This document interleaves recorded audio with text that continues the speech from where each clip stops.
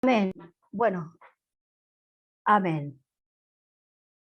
Que Dios les bendiga a todos.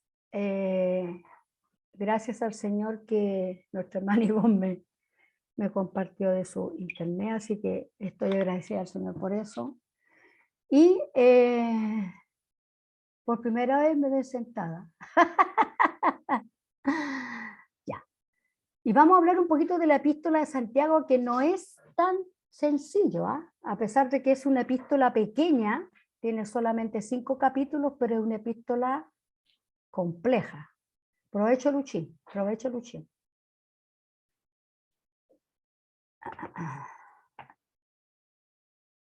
Epístola de Santiago, la introducción.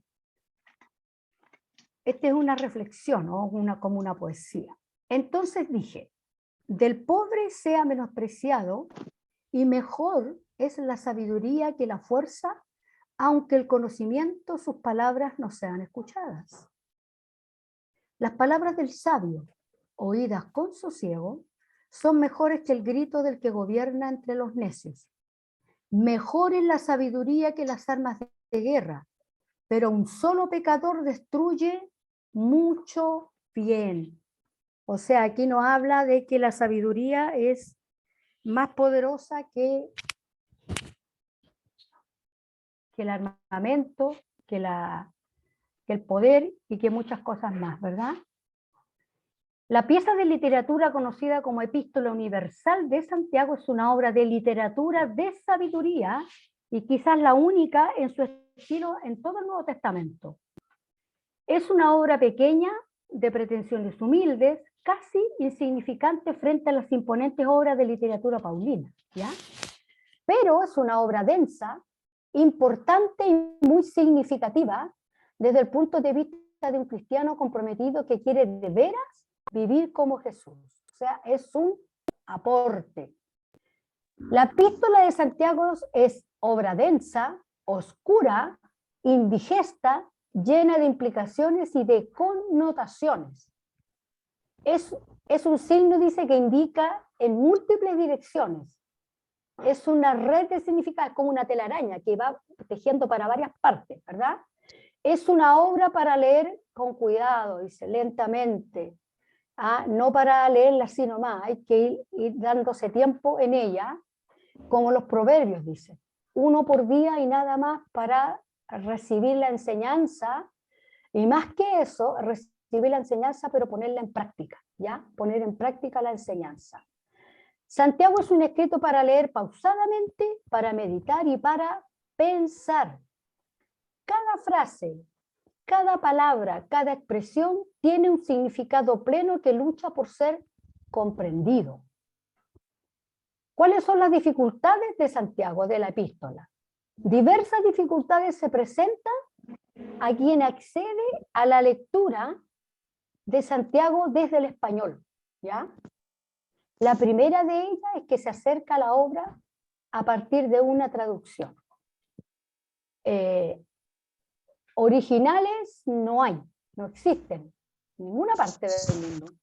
Lo que tenemos, cierren sus micrófonos, por favor, hermana Luisa, se lo agradezco. Se está conectando recién, parece. Muchas gracias. Luis China, ahí que esté atento a los micrófonos, please. Gracias, hermana Luisa. Muchas gracias. A partir de la traducción, pero obviamente que nosotros leemos la Biblia a partir de traducción, de traducciones, de traducciones y de traducciones, ¿ya? Porque originales no hay, ¿verdad? Entonces las traducciones, a la vez que permiten a un lector llegar a la obra, que si no hubiese sido traducida le quedaría prohibida, por otro lado oscurecen el texto que se traduce con la insoslayable oscuridad cultural del idioma al que es traducido. Por ejemplo, ¿cómo un norteamericano o un inglés puede traducir la palabra yapo, nuestra, o el po, que yo lo tengo muy pegado, y ¿qué vaya a ser po? ¿Cómo lo traducen ellos? Nuestros modismos. No tienen cómo. Bueno, estos mismos problemas tuvieron los traductores de la Biblia. Por eso que a veces hay que meterse un poquito en los idiomas bíblicos, ¿verdad? Un ejemplo es el capítulo 1 de Santiago, ¿verdad? Que usa 6 veces el término griego peirasmos. Solo en el versículo 13 se lo utiliza 3 veces. En las 2 primeras apariciones, en el 1.2 y en el 1.12, la palabra peirasmo se traduce pruebas o prueba. Pero en el versículo 13, la misma palabra se traduce sea tentado, soy tentado, no es tentado, no tienta, y en el versículo 14 aparece como es tentado, la misma palabra peirasmos.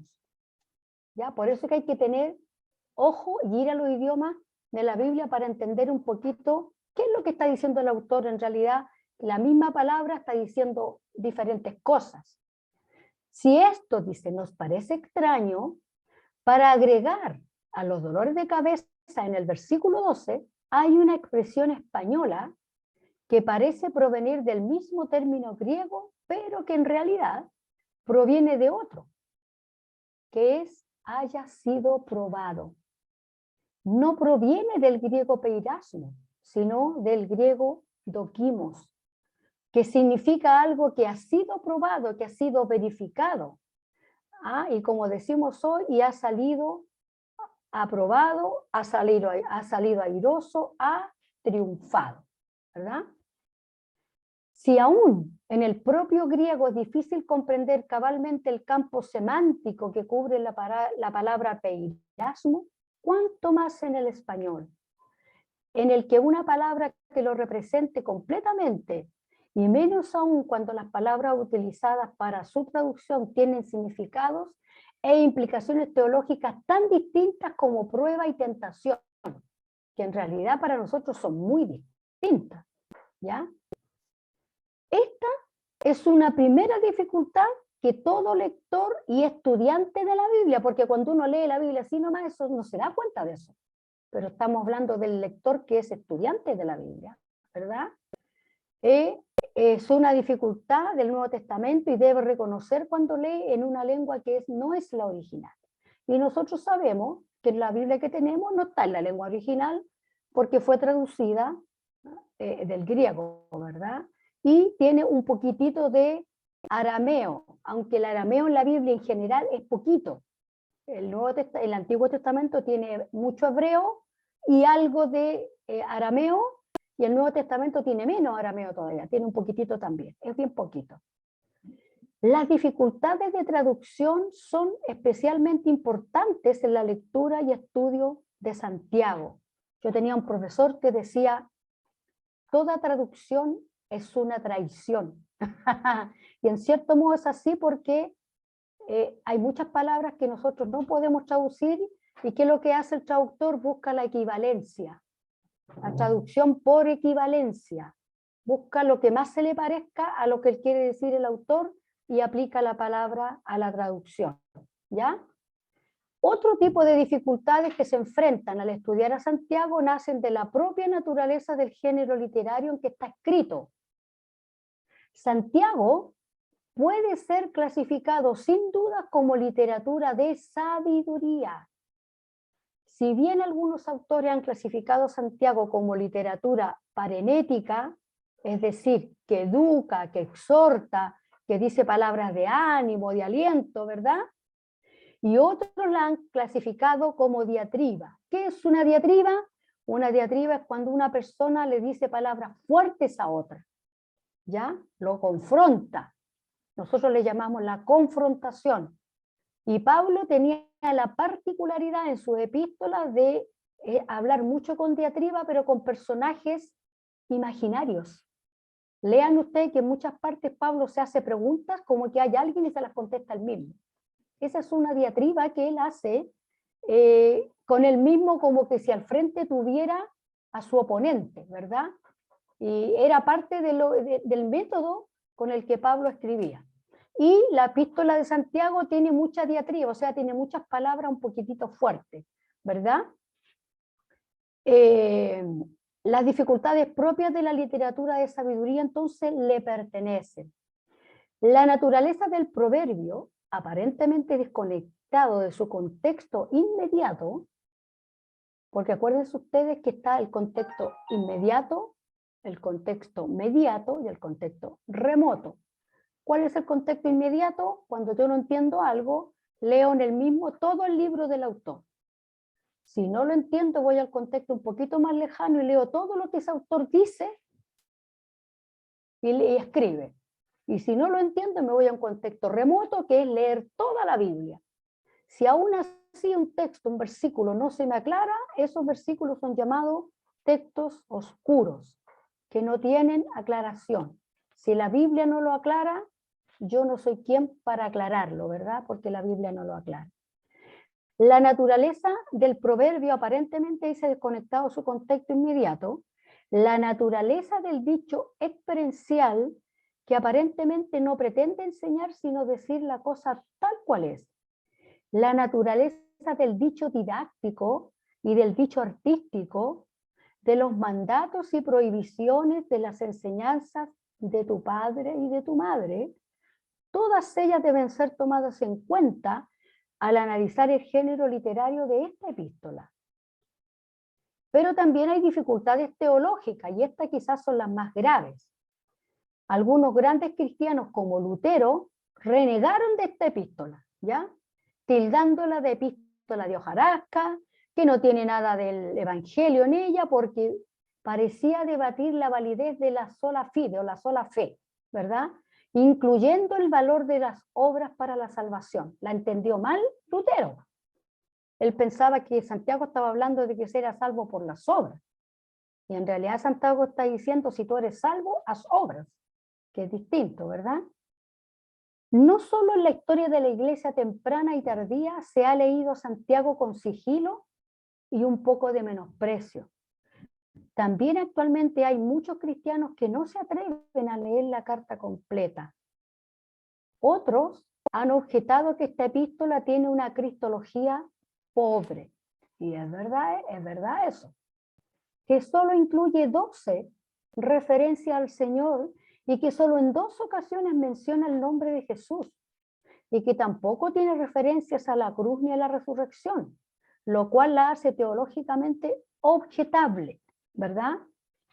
Pero en el Antiguo Testamento también tenemos algunos libros que no nombran a Dios, no mencionan a Dios en ninguna parte, pero el contexto histórico ahí nos da un poquito a entender por qué fue así. Quienes hagan esta acusación no podrán dejar de reconocer, sin embargo, que esta carta es el documento neotestamentario que más menciona los dichos de Jesús, aparte de los 4 evangelios, y que se parece muchísimo en estilo y contenido al Sermón del Monte, una de las piezas clásicas de Jesús. O sea, aunque no lo mencione, el autor está tomando como referente a Jesús mismo para hablar y para hacer su diatriba y sus palabras también de aliento y de ánimo a las personas. Las dificultades, dicen, no empobrecen la obra, por el contrario, la enriquecen. Las dificultades confieren a Santiago el carácter de una obra con densidad específica muy alta y la hacen muy rica a la vez que muy difícil al momento de su interpretación. Ojo, que nosotros tenemos que leer, analizar y luego interpretar, ¿verdad? Tenemos que cumplir esos pasos. Las dificultades pueden muchas, sin embargo, cualquier lector que lea este libro detenidamente y con la convicción que da el Espíritu Santo, no podrá negar su profundo sentir cristiano y su alto valor teológico. Para mí personalmente es genial esta carta, me gusta mucho. Por eso, estudiar Santiago no es para desesperar al estudioso, sino que recordemos que para aclarar las dificultades es que se han escrito los comentarios y esperemos que este no sea la excepción, ¿verdad? Las dificultades pueden ser muchas y nuestra luz puede ser muy poca, pero no debemos esquivar el desafío de arremeter contra ellas lo mejor que podamos. De los resultados, verás si le hemos ayudado a comprender mejor el texto y a relacionar lo aparentemente inconexo, por lo cual nos sentiremos profundamente recompensados, ¿verdad? Cuando nos metemos a leer y a comprender lo que el autor realmente está queriendo decir. Esta es parte de las llamadas epístolas católicas. ¿Qué es católica? Universal o general, ¿ya? Eso quiere decir católica. Todas las Biblias, de las cuales la Reina Valera no es la excepción, la Reina Valera actualizada y aún la otra, clasifican a la epístola de Santiago entre las llamadas epístolas generales católicas, ¿verdad? Estas epístolas generales, universales o católicas, tienen algunas características distintas del resto de las epístolas del Nuevo Testamento. ¿Ya? Aquí tenemos Santiago entre Hebreos y Primera de Pedro. Generalmente en los seminarios teológicos se estudia Hebreos y Santiago juntos, ¿ya? Primero uno y luego el otro se estudian juntos. Por ejemplo, por el estudio de las epístolas paulinas, uno está acostumbrado a esperar que una carta trate circunstancias concretas y específicas de la comunidad a la que fue dirigida la carta, ¿verdad? Pero con las epístolas generales o católicas, quizá con la excepción de las 3 cartas juaninas, tales expectativas se ven altamente frustradas. Tan es así que algunos comentaristas han propuesto que estas epístolas no sean consideradas como tales, sino como tratados, diatribas o parenesis. Diatriba, palabra fuerte de ya confrontación, parenesis, palabras de ánimo, palabras de aliento. Lo mismo pasa con la epístola de Santiago. La falta de entendimiento sobre el carácter de este texto hace difícil la reconstrucción del contexto en el que fue dado. ¿Ya? Esto debe ser muy tenido en cuenta en su interpretación y considerar toda tesis sobre el carácter de este texto como provisional e hipotético. ¿Ya? Ahora, como Santiago no trata con problemas específicos de una iglesia en particular, sino con diversos problemas de las diversas sinagogas de la época temprana del cristianismo en que fue escrita, muchos no la consideran como una carta, ¿ya? Y ahí está la discusión.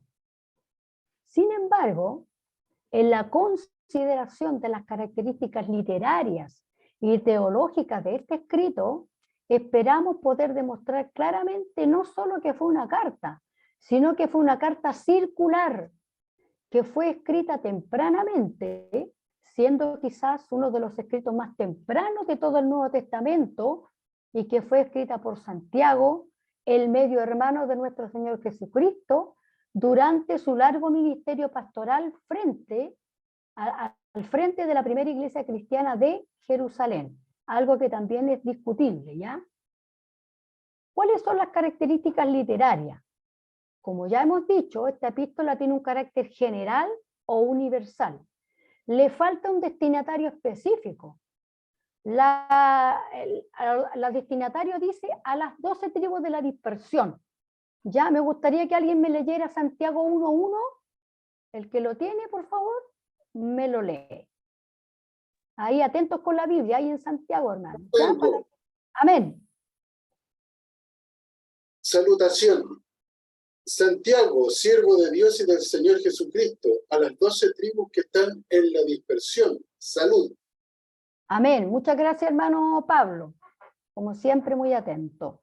Por esta razón, el comentarista James Robb, entre otros, afirma que esta epístola se trata de una diatriba, un género muy popular en el tiempo del Nuevo Testamento en el cual se atacan ideas, personas o acciones, ¿ya? Según este comentarista y otros, Santiago tiene perfectamente el diseño y el perfil de una diatriba, ¿ya? Otros han considerado a Santiago como un gran resumen de apuntes de homilías, o sea, de sermones, al igual que el Sermón del Monte, que es un compendio de distintos discursos de Jesús. Jesús no habló todo lo que habló en el Sermón del Monte de una vez, lo habló en distintas ocasiones, pero se juntan para hacerlo más coherente, ¿verdad? Así, por ejemplo, el comentarista Martín Dibelius afirma que el carácter de Santiago es parenético, o sea que es para dar palabras de aliento, de ánimo, ¿ya? La parenesis, descrita por el mismo Dibelius, es un depósito de tradición del judeo-cristianismo de la época que contiene amonestaciones para la vida diaria de los creyentes. Desde este punto de vista, entonces Santiago sería un compendio de refranes o dichos morales populares con el propósito no tanto de juntar información, sino de provocar en sus oyentes el sano deseo de comportarse como Cristo lo ordenó. ¿Ya? Además, el texto denota un autor de origen hebreo. Varios comentaristas coinciden en esto. El texto imita la literatura de sabiduría hebraica, con referencias frecuentes a los libros de sabiduría del Antiguo Testamento, inclusive libros deuterocanónicos, como Sabiduría y Eclesiástico. Para los que no sepan, los libros deuterocanónicos son los que nosotros llamamos apócrifos y que están en las Biblias católicas, ¿ya? Para los que no sepan. Si hay una pregunta, me interrumpen nomás, ¿eh? No hay problema. Aquí no vamos a leer toda esta cita, yo voy a leer nomás, ¿ya? El texto destila una atmósfera como del Antiguo Testamento.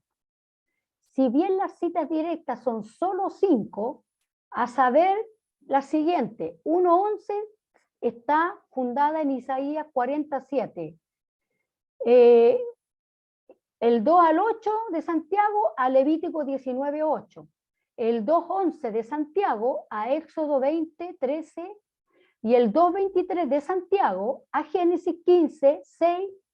Y el 4:6 de Santiago está como asentada sobre Proverbios 3:4.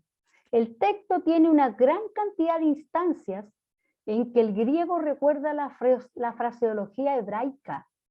El texto denota paralelismos, una figura poética hebraica, ¿ya? Los hebreos tenían una forma muy particular de escribir, eran muy poéticos, ¿ya? Y cuando uno estudia la Biblia los descubre inmediatamente, ¿ya?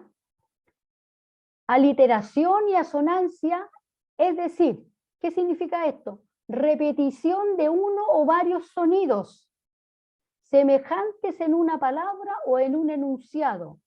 ¿Para qué? Para producir un efecto poético o para tratar de rimar una frase y darle mayor realce a la frase.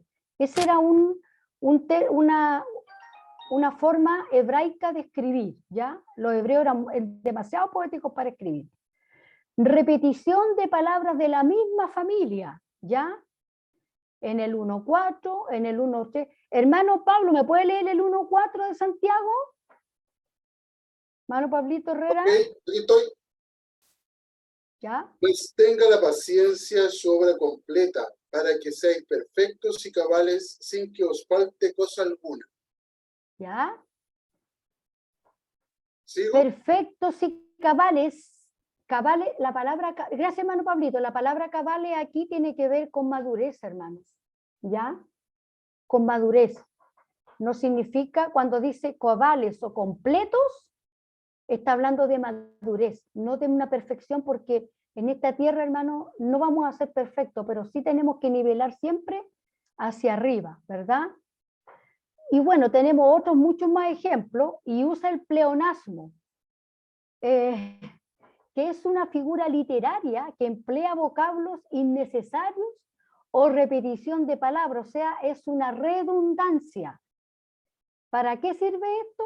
Para dar mayor énfasis a expresividad o para reforzar el sentido. Alguien que me lea el 1:7 y otro que me lea el 1:7 y el 8. Santiago 1:7 y 8. Hermana Nancy. Amén. No piense, pues, quien tal haga que recibirá cosa alguna del Señor. ¿Cuál es la otra? El 8. El hombre de doble ánimo es inconstante en todos sus caminos. Ahí está reforzando la idea del primer versículo. ¿Ya?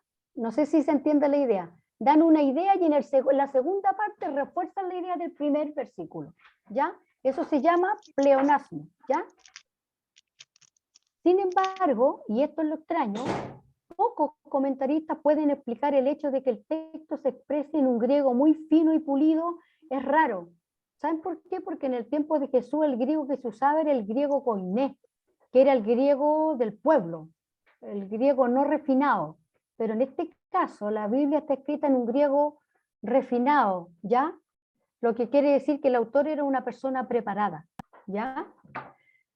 Y muestra además un profundo conocimiento de la literatura griega, la lengua griega y el texto griego de la Septuaginta. ¿Qué es la Septuaginta? La Biblia hebrea traducida al griego. Esa es la Septuaginta, ¿ya? De modo que, aunque las principales ideas del texto son judías, el modo de expresarla es eminentemente griego, con expresiones, sentencias y aún ideas del ámbito griego de la época del Nuevo Testamento. ¿Por qué podría ser esto? ¿Cuál era el idioma que se hablaba en el tiempo de Jesús? Griego. Entonces, ¿qué es lo que hacen todos los autores? Escribir en el idioma del minuto para que toda la gente le pueda entender, ¿verdad? ¿Ok? El texto, entonces, mantiene el género literario sapiensal, o sea, de sabiduría, caracterizado por sentencias breves y proverbiales, lo cual, unido a las abundantes referencias a los temas del Sermón del Monte, le dan una cercanía muy especial al género usado por nuestro Señor Jesucristo. Así que, aunque el autor de Santiago no mencione a Cristo, lo repite a cada rato. No nombra a Cristo, pero está utilizando todos los ejemplos que Cristo dio cuando estuvo en la tierra. Por el otro lado, el texto también mantiene un carácter profético. Alguien que me lea el 4.2, hermana Nancy el 4.2 y hermano Pablo el 4.7, Mauricio el 5.1. ¿Ya? Amén. Vamos a leer estos tres textos. El 4.2. Amén. Y no codiciáis y no tenéis, matáis y ardéis de envidia, y no podéis alcanzar, combatís y lucháis, pero no tenéis lo que deseáis, porque no pedís. Ok.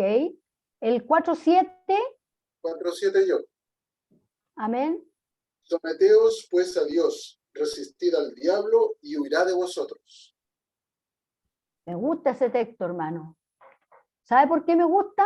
Porque en las iglesias evangélicas nosotros reprendemos al diablo y la Biblia nos dice eso. Al diablo no se le reprende. Santiago dice clarito que al diablo lo tenemos que resistir. Resistir. Y él se va a huir de nosotros. Después va a volver. ¿Y qué tenemos que hacer? Volverlo a resistir. ¿Y cómo lo resistimos? ¿Cómo se resiste al diablo? Haciendo lo bueno, obedeciendo a la palabra. Eso a él no le gusta y él se va. ¿Qué dice el 5.1? Amén. Dice, vamos ahora, ricos, llorad y aullad por las miserias que os vendrán. Y todas estas cosas que él habla se cumplieron. Se cumplieron todas. Por eso es que es profético. ¿Ya? En Santiago, sin embargo, ambas características literarias no parecen estar en competencia, sino en una tensión, pero creativa, del autor, ¿verdad? Por las características literarias podemos afirmar que Santiago es un cristiano de trasfondo judío, escribiendo para otros cristianos que por causa de la dispersión originada por la muerte de Esteban, lo encontramos la muerte de Esteban en Hechos 8.2 y el 11.19, después de la muerte de Esteban se esparcieron por todo el mundo conocido llevando consigo el evangelio de Jesucristo. O sea, la persecución de los cristianos fue necesaria, porque eso permitió que salieran arrancando y cuando iban huyendo iban predicando. Y así el evangelio se pudo expandir, ¿verdad? Estas comunidades en muchos casos incluían personas de trasfondo no judío, especialmente griegos, porque en la iglesia llegaba de todo. Y no, a la gente no se le podía echar, porque ya estamos viviendo un momento donde el apóstol Pablo ya había dicho que el evangelio era para todos. ya no era solo para los judíos. El evangelio ahora era para todos. ¿Qué dicen Romanos?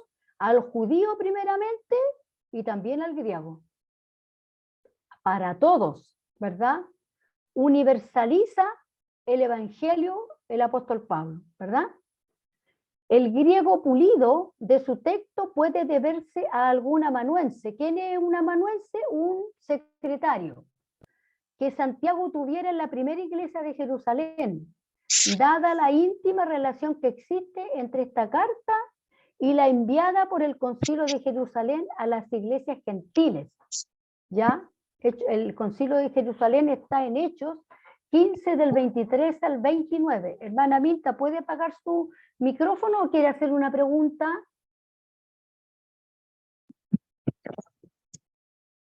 Si quiere hacer una pregunta. Muchas gracias, hermana Milta. Dios le bendiga.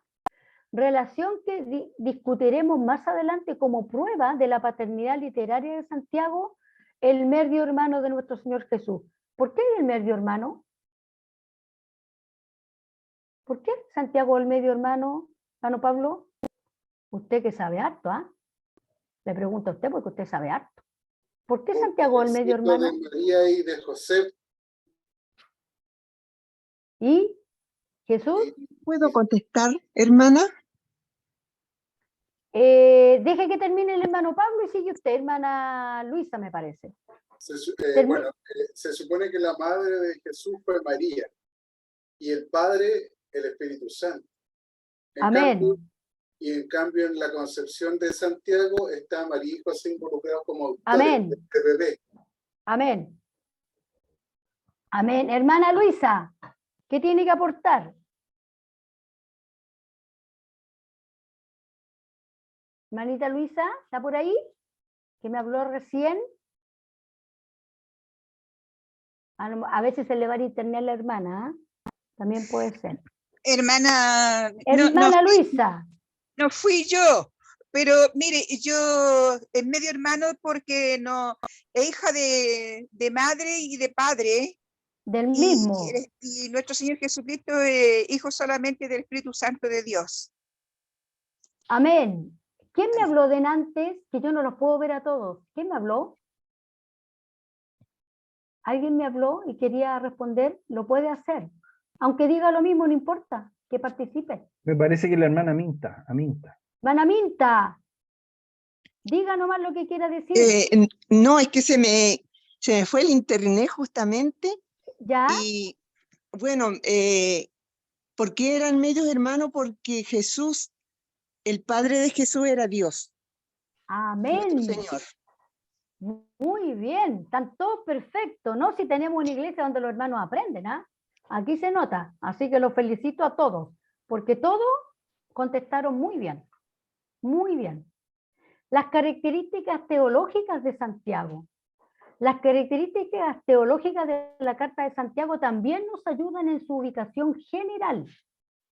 Por su estudio podemos inferir que esta es una de las cartas más tempranas, si no la más temprana del Nuevo Testamento, es decir, lo más probable es que fue la primera carta que se escribió, y si no fue la primera podría haber sido Gálatas.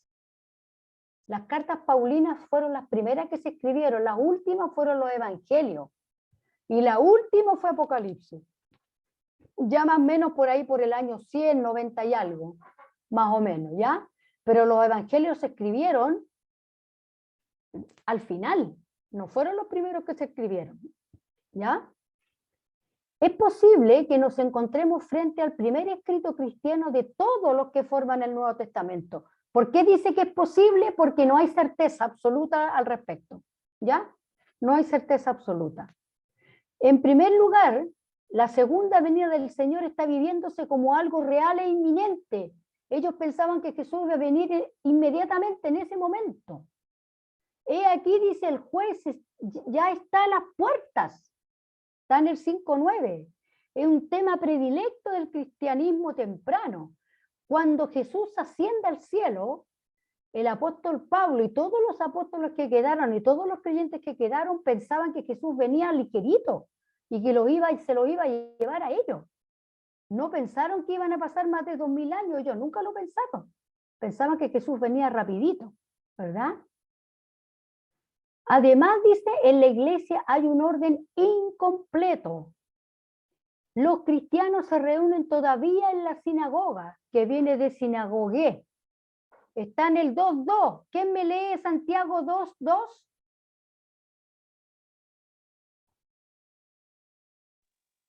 Santiago 2.2 y después me buscan Santiago 3.1 y me buscan Santiago 5.14. Amén. Amén, amén, Andrea, Santiago 2.2. Dice, porque si en vuestra congregación entra un hombre con anillo de oro y con ropa espléndida, y también entra un pobre con vestido andrajoso. Cuando habla de la congregación, se está refiriendo a la sinagoga. Ese era el lugar en el cual ellos se reunían. Luego tenemos 5.14, donde se menciona a los ancianos. 5.14, ¿quién lo tiene? Yo. Ya, lea. ¿Está alguno enfermo entre vosotros? Llame a los ancianos de la iglesia y oren por él, ungiéndole con aceite en el nombre del Señor. Amén.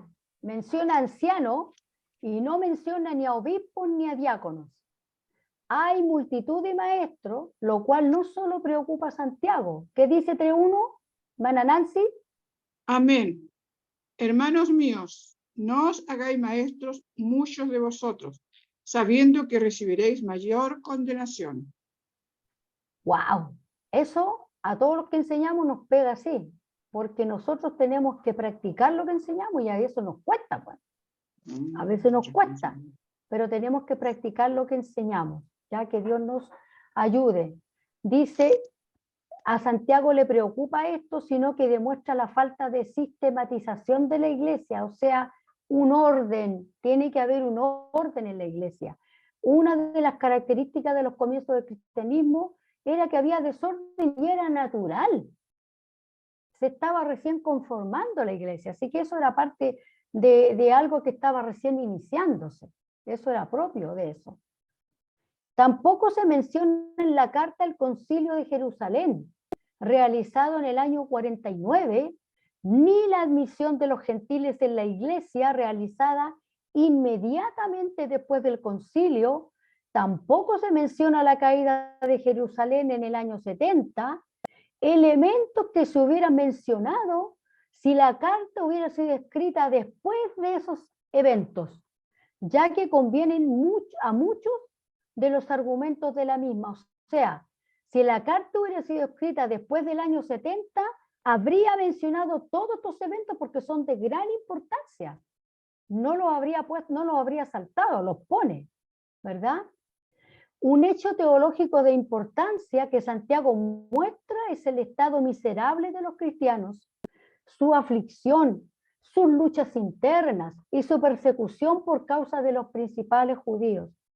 Hermanos, ¿cuántos de ustedes hoy están viviendo momentos de aflicción, de angustia, de dolor? No por la persecución, pero hay otras cosas que nos afligen. Problemas económicos, falta de trabajo, enfermedades, problemas familiares, ¿sí o no? Bueno, lea la carta de Santiago que le va a animar. Le va a animar, le va a levantar el ánimo, léala.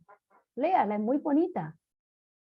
En la más pura tradición judeo-cristiana, Santiago defiende al pobre, al desvalido, al perseguido injustamente, al injuriado, al denigrado, al afrentado por su fe y su esperanza, al ultrajado en sus creencias y derechos, sufrimientos que como cristianos nos recuerdan el final del Señor y nos llaman a la perseverancia de Job. ¿Qué dice Santiago 5:11? ¿Quién lo tiene? Santiago 5:11. El que lo tenga. Ya, hermano Pablo. He aquí, tenemos por bienaventurados a los que sufren. Habéis oído de la paciencia de Job y habéis visto el fin del Señor, que el Señor es muy misericordioso y compasivo. Amén. Hermano, usted que está pasando por un problema delicado, mire a Job. porque lo que le pasó a Job, yo estoy segura que a ninguno de nosotros nos ha pasado. No. Entonces, si el Señor a él lo llevó en victoria, a usted también. El Señor lo puede llevar en victoria en lo que usted está viviendo. El punto es el tiempo que el Señor se va a demorar, que no lo sabemos, ¿verdad? Que no lo sabemos. Pero si usted está viviendo un momento de dificultad, piensa en Job, ¿verdad? La ausencia de alguna referencia directa al Mesías o a la muerte y resurrección del Señor hicieron que muchos tomaran a este libro como de dudoso valor para el cristianismo, lo cual seguramente afectó su canonicidad. Canonicidad quiere decir que sea reconocido como inspirado por Dios, ¿ya? Sin embargo, como ya hemos dicho, su mensaje es fuertemente cristocéntrico. Su interés en la promoción moral y espiritual de sus oyentes, según la propia enseñanza de Jesucristo, de quien el autor, aunque fuera su medio hermano, se considera su siervo y esclavo. ¿Cuál es el origen y los destinatarios? La teoría tradicional ha sido considerar a Santiago como una epístola católica universal, tanto por su alcance como por su canonicidad. Eusebio de Cesarea en el 265 después de Cristo la calificó de católica citando a Clemente de Alejandría en el 50 después de Cristo, quien la había calificado como general, encíclica y circular. La teoría tradicional, sin embargo, no ha sostenido necesariamente la paternidad literaria de Santiago, el medio hermano del Señor, aunque se podría considerar que esa es su presuposición principal. Algunas de las variantes de la teoría tradicional afirman que en realidad el autor fue otro de los Santiago del Nuevo Testamento. Así, Erasmo de Rotterdam y el comentarista Moffat lo creen. Para otros, como el comentarista, yo no sé cómo se dice, Lothar Clark, en el 1952, Santiago representa resúmenes de homilías de algún judío cristiano del primer siglo que hablaba griego y que ponía sus resúmenes en forma de epístolas tradicionales para darles autoridad. El escrito sería entonces un seudónimo. Ponerle como autor un nombre importante, ya conocido. Queda sin embargo la pregunta, ¿por qué llamarle las 12 tribus? ¿Verdad? Por falta de más evidencia, los comentaristas generalmente atribuyen a Pablo el concepto del nuevo Israel para referirse a los cristianos, y aquí nos da una serie de citas donde hablan de Pablo cuando se refiere al nuevo Israel, ¿verdad? Sin embargo, el concepto no necesariamente debió haber nacido con Pablo. Jesús mismo eligió a los 12 discípulos, claro símbolo de las 12 tribus de Israel. Esta analogía del nuevo Israel con el antiguo debió haber sido pan cotidiano entre los primeros cristianos de Jerusalén de trasfondo judío. Ya, o sea, lo conocían.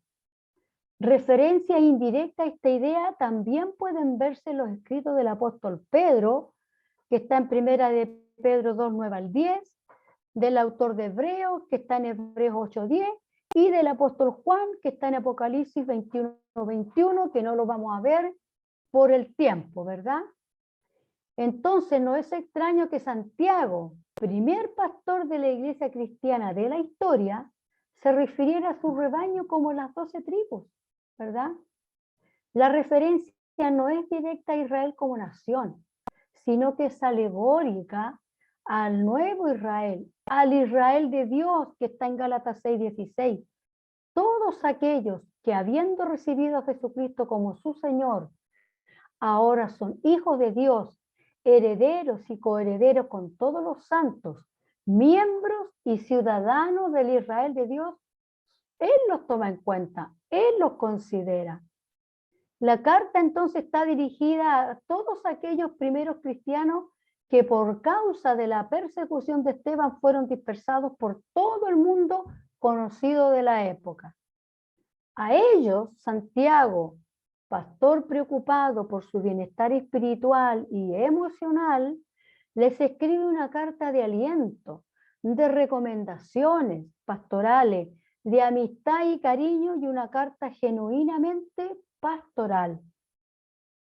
¿Quién es el autor entonces? El comentarista inglés Adam Craig, en el 1853, comienza su comentario sobre Santiago afirmando que ha habido más dudas y más diversidad de opinión sobre la autoría de esta carta que sobre cualquier otra parte del Nuevo Testamento. Por el versículo 1 del primer capítulo sabemos que el supuesto autor se llamaba Santiago y que se consideraba a sí mismo siervo de Dios y del Señor Jesucristo. La pregunta, sin embargo, subsiste. ¿Significa eso algo para determinar la autoría de esta epístola? Las teorías sobre la autoría que se han propuesto son varias. Quizás la teoría más generalizada sea la teoría pseudoepigráfica, en la cual el autor escribe y busca algún apóstol conocido, reconocido, para poner el nombre de ese apóstol como el autor de la carta, ¿ya?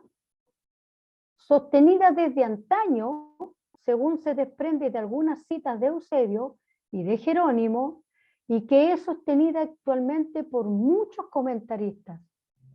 Martín Dibelius, por ejemplo, afirma: es natural que algún cristiano de la época que haya querido que su trabajo tenga resonancia, eligiera autodenominarse hermano del Señor, porque él está dudando que éste sea realmente hermano del Señor.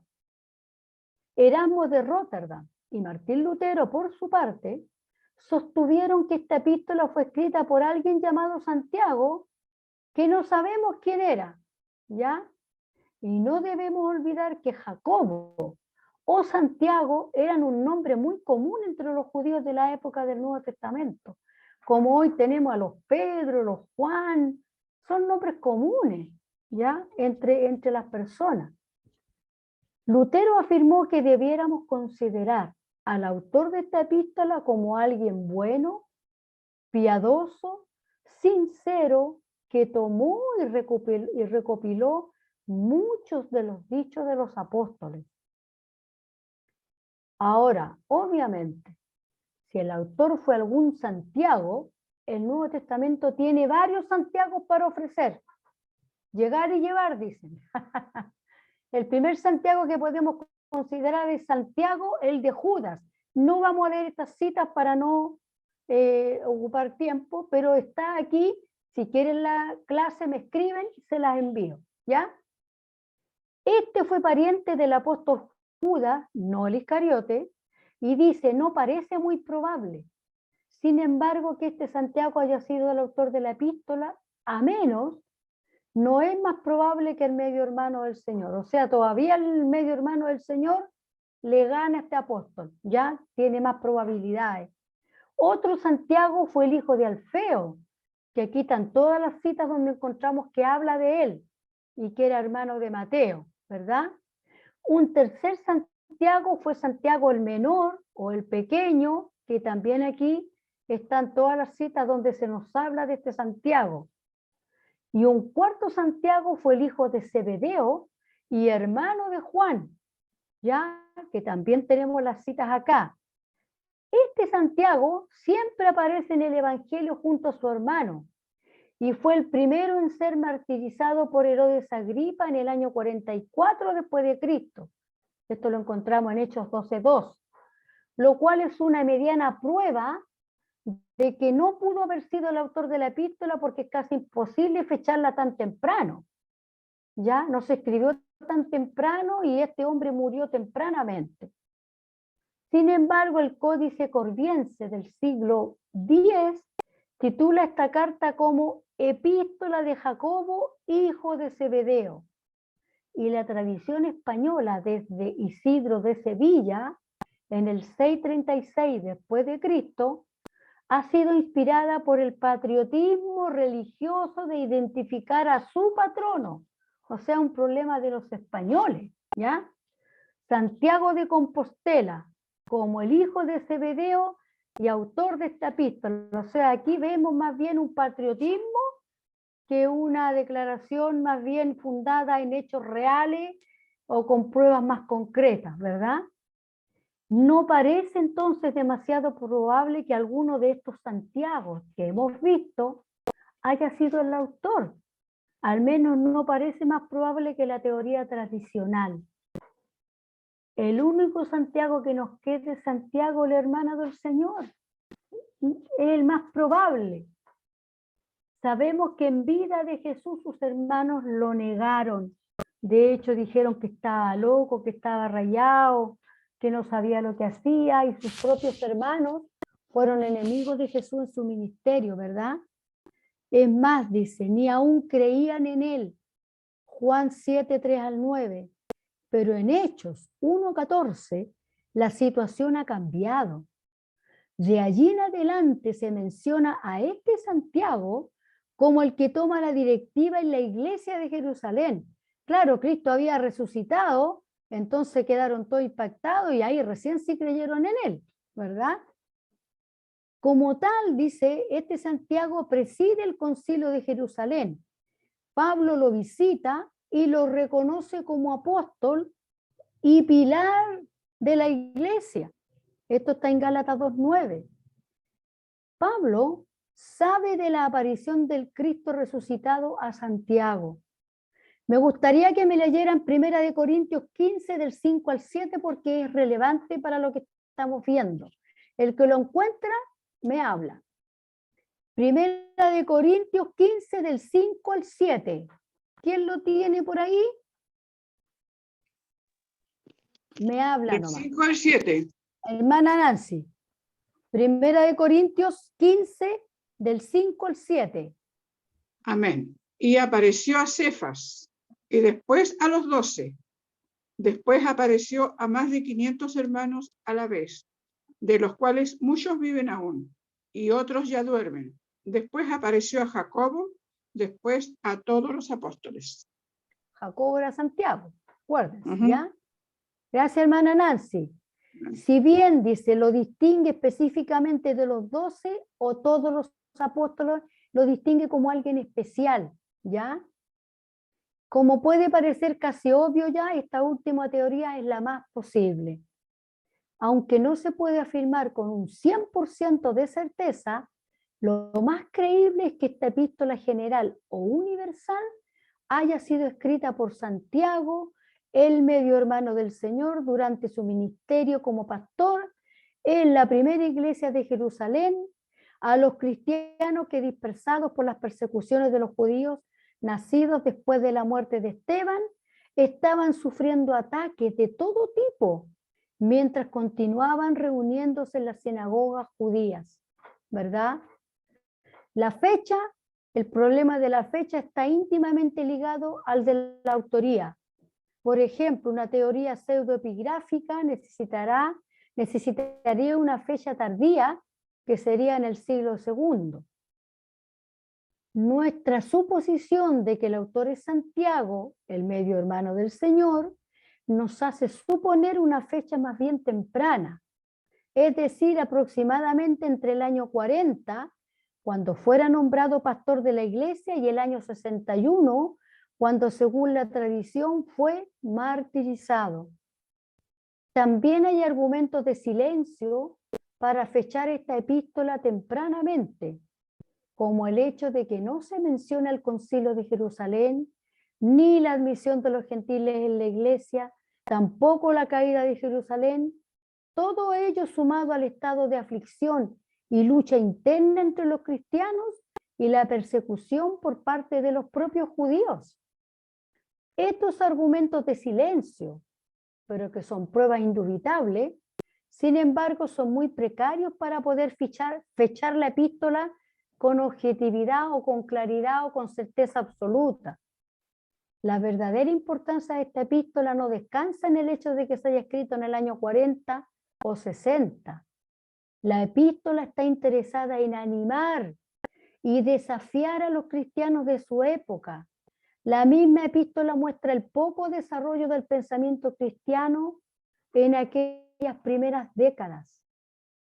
Santiago está interesado en poner un fundamento ético a la teología, señalando que la verdadera vida cristiana se fundamenta en lo moral, en lo que se hace, no tanto en lo que se dice.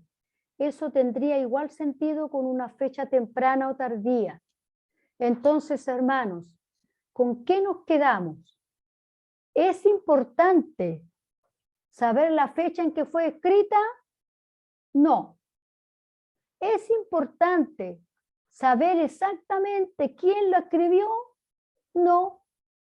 Lo importante para nosotros es que es una epístola reconocida como inspirada por Dios y es una epístola, hermano, que a usted y a mí nos dan ánimo cuando estamos en momentos de angustia y en momentos de dolor.